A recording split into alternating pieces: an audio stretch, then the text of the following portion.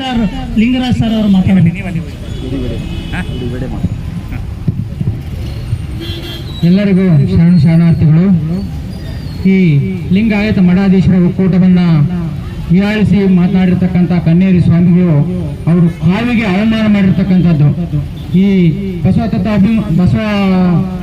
ತತ್ವ ಅಭಿಮಾನಿಗಳಿಗೆ ಒಂದು ಮನಸ್ಸಿಗೆ ಬಹಳ ನೋವು ಉಂಟಾಗಿದೆ. ಹೀಗಾಗಿ ಅವರು ತಕ್ಷಣ ಸಾರ್ವಜನಿಕವಾಗಿ ಕ್ಷಮೆ ಕೇಳಬೇಕು ಅಂತ ಅವರಲ್ಲಿ ನಾನು ಕೇಳ್ಕೊಳ್ತೇನೆ.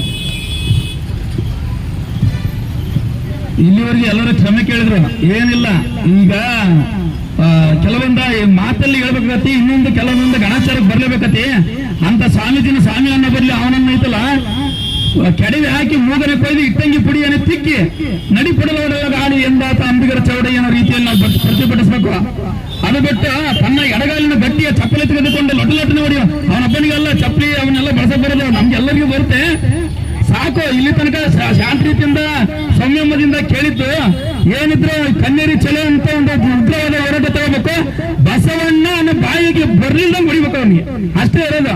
ಅವಾಗೆ ಆ ಪ್ರತಿಭಟನೆಗೆ ಒಂದು ಇನ್ನೊಂದ್ಸಲಿ ಆ ಪದವನ್ನು ಅವನು ಬಳಸಲ್ಲ ಅಂತ ಸ್ವಾಮೀಜಿನ ಉಗ್ರವಾಗಿ ಹೋರಾಟ ಮಾಡಿ ಇಡೀ ಕರ್ನಾಟಕ ರಾಜ್ಯಾದ್ಯಂತ ಸಾಕಷ್ಟು ಲಕ್ಷಾಧಿಪತಿ ಜನಗಳಲ್ಲಿ ಕನ್ನೇರಿ ಮಠಕ್ಕೆ ಚಲೋ ಹೋಗಿ ಅವನನ್ನು ನೇರವಾಗಿ ಉಗ್ರವಾಗಿ ಖಂಡಿಸಿ ಮಠವನ್ನು ಬಿಡಿಸಿ ಕಾವ್ಯವನ್ನು ತ್ಯಜಿಸಿ ಅವನನ್ನು ಮೂಲಿ ಗುಂಪು ಮಾಡ್ಬೇಕು ಅನ್ನೋದು ನಮ್ಮ ಆಕ್ರೋಶ.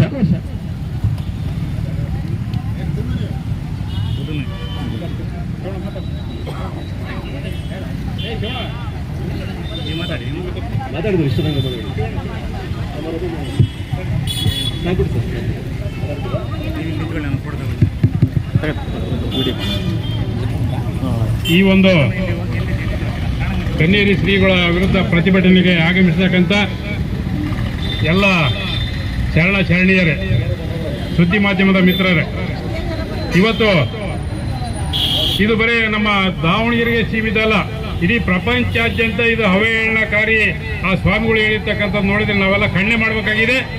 ಇವತ್ತು ಅವ್ರು ಏನಾದ್ರು ಏಕಿ ಕೊಡೋದು ಮಾಡೋದು ಈ ರೀತಿ ಅವ್ಯಾಜ ಶಬ್ದಗಳನ್ನು ಮಾಡೋದಾದ್ರೆ ಅವ್ರು ಪೀಠ ತ್ಯಾಗ ಮಾಡಿ ಕಾವಿ ಬಿಚ್ಚಲಿ. ನಮ್ಮ ಪರಮೇಶ್ವರ ಹೇಳಿದಂಗೆ ಮೊದಲು ಪೀಠ ತ್ಯಾಗ ಮಾಡಿ ಕಾವಿ ಬಿಚ್ಚಿ ಅವ್ರು ಏನಾರು ಮಾತಾಡಿ ಕೇಳಿ.